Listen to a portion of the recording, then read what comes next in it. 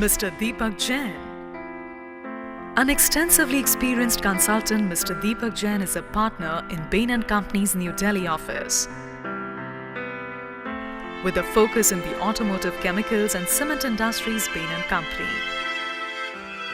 He has experience of more than 10 years across India, Southeast Asia, Africa and Europe. He has authored several articles and reports in national print media on construction, manufacturing, automobiles and taxation. Mr. Jain has also received the prestigious ET40 Under 40 award in 2017 and Fortune India 40 Under 40 in 2018. He has an enriching experience in areas of supply chain, cost optimization and strategy formation. He is an example of great leader. Mr. Deepak Jain is an alumnus of IIM Ahmedabad and a silver medalist from IIT Delhi. It's a great pleasure to welcome Mr. Deepak Jain at IMA Conclave 2019 and share with us his wise words. I kindly request Mr. Deepak Jain to address us. Thank you.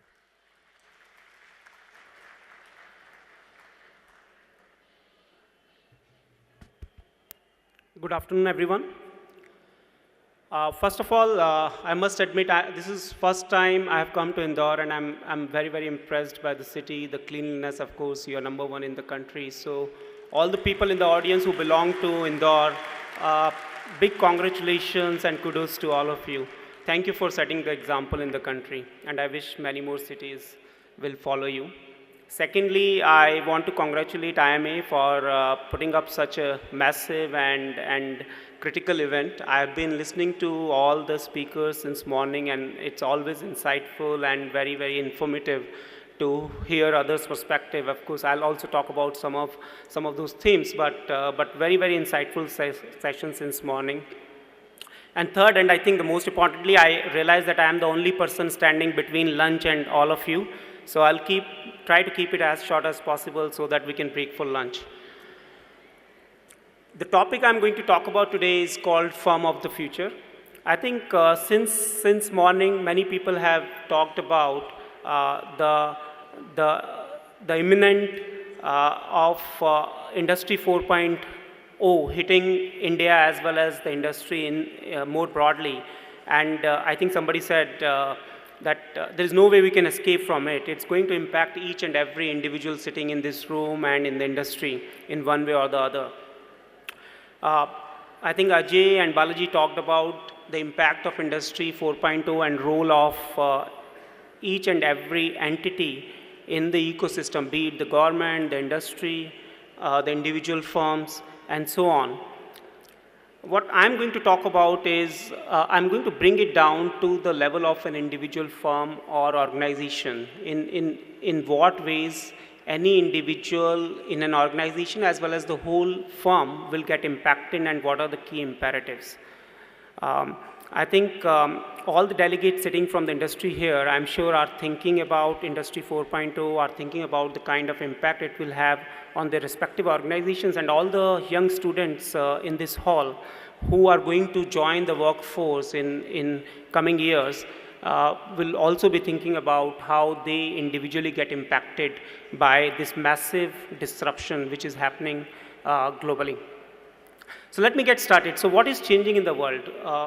We feel there are four big changes. One is technology, which is a huge disruption, and I think by now a lot of data has been shown related to all this disruption. So I'll go through that pretty quickly. The second one is the superabundance of capital, which means a lot of money is available in the world today and is also flowing into India. What it means for future of the firm.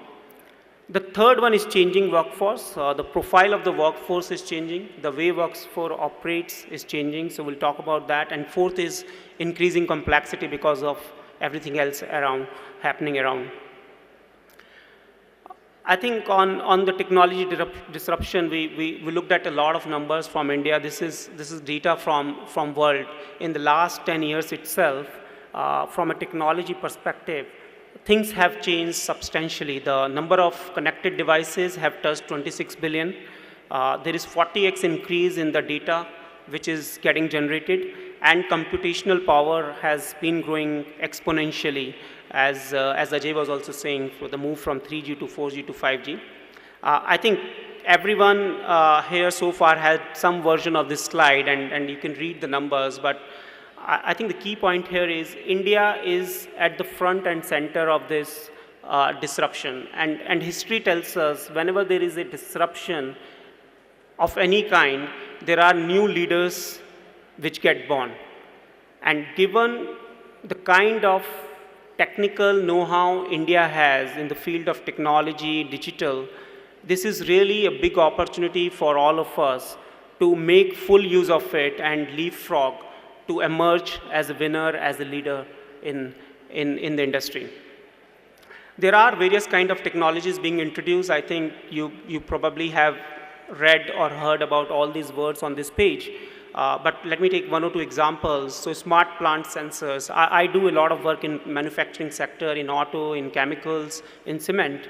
And these days, every client I'm speaking to, every shop floor I'm visiting, I can see that the management or the leadership team of those companies are proactively thinking about how to enable their plants using digital. They're bringing new kinds of sensors, new kinds of tools to not only just generate the data, but also process the data and improve their function and efficiency in a big way. Similarly, from a manufacturing, the components perspective, additive manufacturing is a big theme. There are components which are being produced by 3D printing, which used to be produced using machines in the past. So like that, there are lots of new technologies coming up, again creating a disruption. This is another example. I'm sure most of us have purchased a vehicle sometime in our life, and in the good old days, we used to go to the dealer shop and look at the vehicle, touch it, and then decide. We are reaching an era where 70% of the vehicles purchased are getting impacted by digital, which means that in 70% of the cases, even before an individual hits the dealer store, the decision has already been made on which car or which two-wheeler, what color, what model, and at what price I want to buy. So that's a big change. Similarly, if you look at, I talked about this, the factory of the future, the shop floors are changing. This page gives an example of 12 use cases which are being proactively used in the Western world related to the different parts of a manufacturing setup. And sooner or later, all of them are going to be used in India as well. In fact, all the new plants which are being set up in Europe, particularly in advanced sectors like automotive, are being set up with all these 12 use cases already enabled by digital. In India, we have started in a smaller way. There are 1, 2, 3 use cases which are being used by some companies or some industries, but sooner or later, we will also start using them quite holistically in our plants. The second change is what I talked about, capital. It's super abundant. I think Balaji showed some numbers in terms of the kind of FDI coming to the country. The PVC money, which like is at an all-time high of $26 billion in 2018. Globally also, if you see, there is a lot of money flowing freely, particularly to enable this disruption. And this creates an opportunity for us, once again, to make use of this money which is coming into the country and create more innovation, create more disruption. Ajay, I think, mentioned there are 20 unicorns in the country within the last few years, which has happened on the back of all this money which is flowing into the country. And of course, somebody cashing on that opportunity by leveraging digital and creating some new platforms or new business models which are world-class. The third big change is the changing profile of workforce. Again, I think 15 years back, 20 years back, the typical profile of the employees used to be very different. People used to go into jobs from 9 a.m. to 6 p.m., 7 p.m. But now there is a lot more flexibility. Globally, if you see, almost 16% of the workforce is now flexible, which means they are either independent contractors, or they are working from homes, or they are working on calls, or they are temporary employees. And this trend is increasing even faster now in the last few years, because digital enables a setup where people can work remotely. And then, of course, the millennials, who are very different from the kind of employees which companies used to have 10, 20, 30 years back. Very different kind of preferences, very proficient in the usage of mobile phones and digital. The work ethics are very, very different. They have their personal preferences. I work with lots of millennials in our company as well. It's just amazing how they think about their work-life balance. If they have to hit gym at 6 p.m., they have to hit it. Nothing can come in the way, right? So the preferences, the profile of the workforce, the preferences of the workforce, their productivity levels are changing significantly, and we need to adapt to that. The fourth change which we need to think about is the complexity. In 90s, the typical span of a CEO used to be 5 people, so only 5 people reporting directly into the CEO. That has doubled up in the last 2 decades because of the kind of complexity which has come into the world. The number of communications per executive per year have grown 7x in the last 3 decades. Again, because of the complexity. Now, this complexity could be driven by multiple factors. It is international presence. It is because people have diversified into new functions or businesses. They have many people to take care of, many more customers. Several drivers of this complexity, but the fact is that the complexity in the world has increased significantly. So what does that mean, these 4 changes for the firm in 10 years, for any firm in about 10 years or 15 years from now? We feel there are 5 big things which will change, which will define the operating model of companies at an individual level. So the first one, let me start with the first one. Traditionally, I think those of us who have been to business schools, all of us have learned this principle of economies of scale, which means that as your scale grows, your profitability improves. But what most of us don't realize is, in the old times, whenever the scale has increased, the company frontline goes away from the customer to some extent, or in other words, the level of customer advocacy or control on the customer keeps reducing because of the size of the organization. So we did this analytical exercise where we correlated the level of customer advocacy with the scale of the companies from the old times, which is the bottom half of this page. And you see there is no direct correlation, which means like either as scale increased, the advocacy level came down, or people didn't even care about it. But the new breed of companies, particularly the technology companies, be it Apple or Netflix or Verizon or many more, they have done an amazing job of growing both scale and customer advocacy together. And that defines their success. So I think the key thing here is that in future, whatever your business model be, you have to think about how to not just grow in size, but also continue to have a very strong hold on your customers. And that, with all the digital disruptions, is possible now, as these companies have proved. The second point is about the talent model. I mentioned briefly how the profile of the workforce is changing.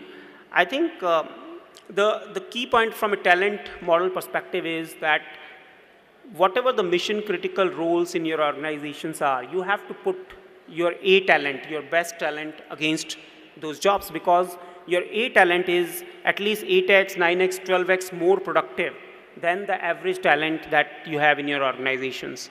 And the reason it is important for the firm of the future is because if you look at the first chart on the left of this page, the non-mission critical roles are going to shrink with time. As digital takes over or automation takes over, the size of the gray portion of this chart is going to shrink, which means the pressure or burden on the mission critical roles and individuals in the organization is going to increase.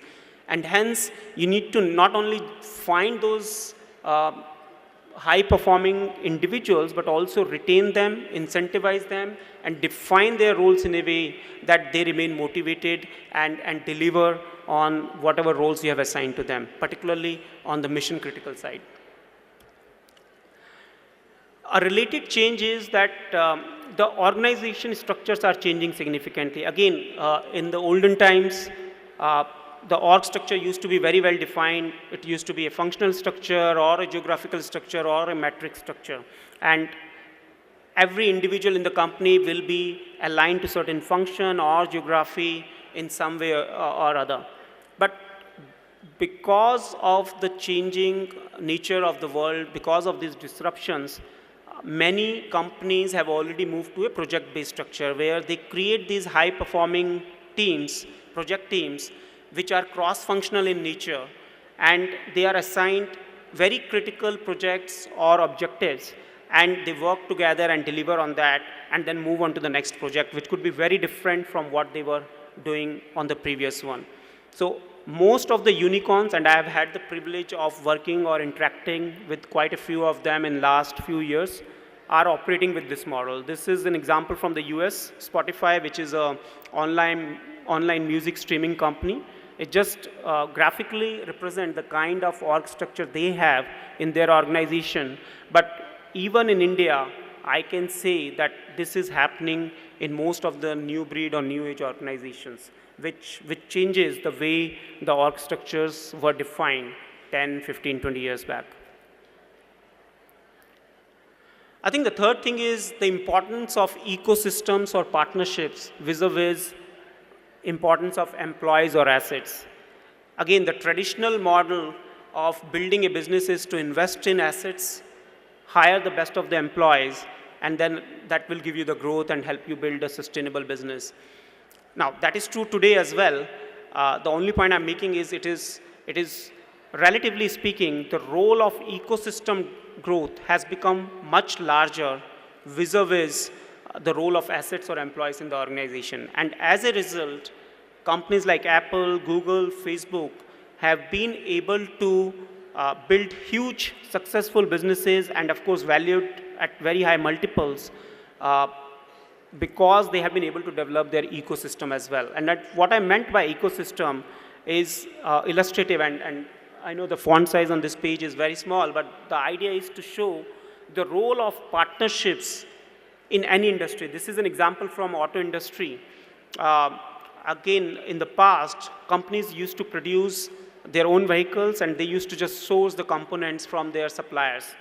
But now, because of the change in industry, like if you take auto industry as an example, the change is happening because of all the connected vehicles or autonomous vehicles or digital penetration into a vehicle, as well as what Uber and Ola of the world have done on the mobility side.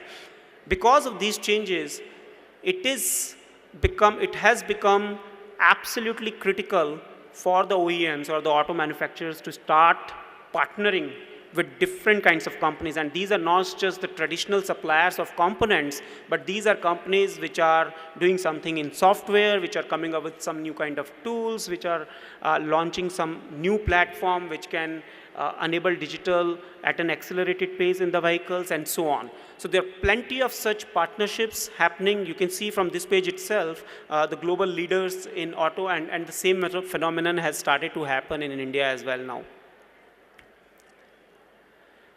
The fourth big implication is around the ownership models. The way investors or shareholders used to think about their money or their investments in the companies has changed. The horizons have increased. The volatility because of the change in business models has also increased. And there are new kind of capital structures which are coming to the market. These could be project-based investments.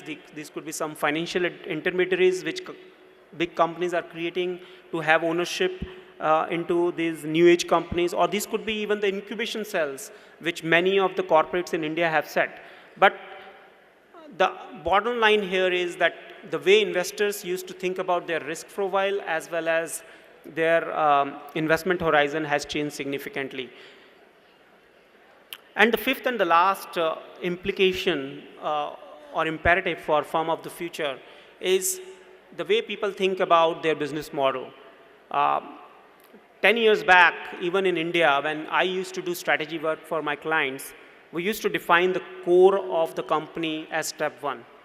And there usually used to be only one core for most organizations which define their core business model. And 80–90% of their profits used to come from that.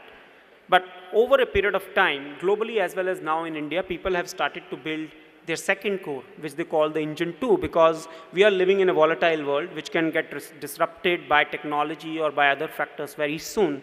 So we need to have that second engine which can keep roaring in case our first engine is at risk because of certain disruptions. This has happened with IBM. You can see how their hardware business came down and they created an engine 2 on the back of services and software, and which is what is driving the company now. It has happened with Netflix. Those of you who are watching Netflix these days, they used to be a DVD supplier or domestic DVD suppliers. They have built a streaming business completely different from what they were doing earlier. And that is the engine 2 which is driving them, and it has happened with many other companies globally. So these are the 5 things which are impacting each and every company globally and of course in India as well.